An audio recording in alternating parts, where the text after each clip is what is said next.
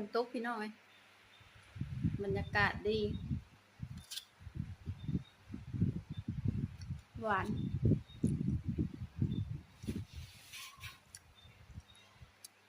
หัวมาให้พี่น้อยมัสดานี่แหละ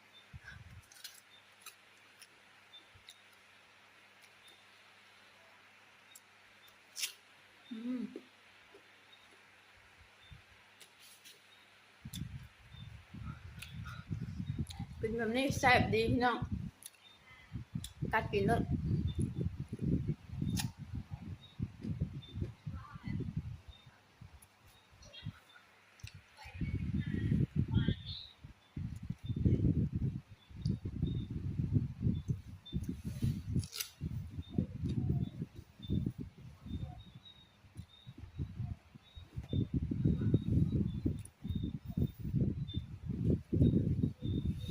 มาให้นะแตกแวนเฮาโอ้ฮึ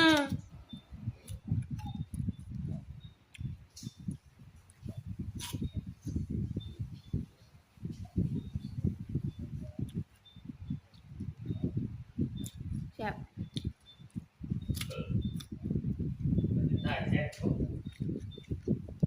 แซ่บคือเก่านอนสินั่นที่บอกมึงตาไผ่จะมันเลย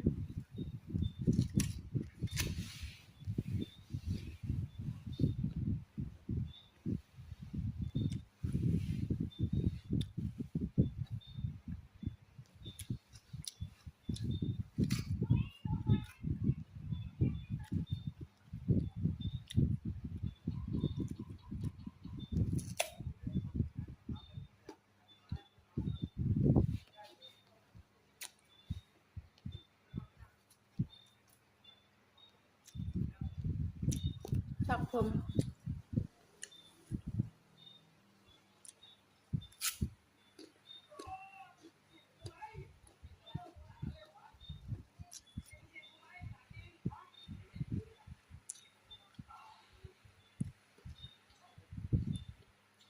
ตัวนี้เม็ดลายพี่น้อง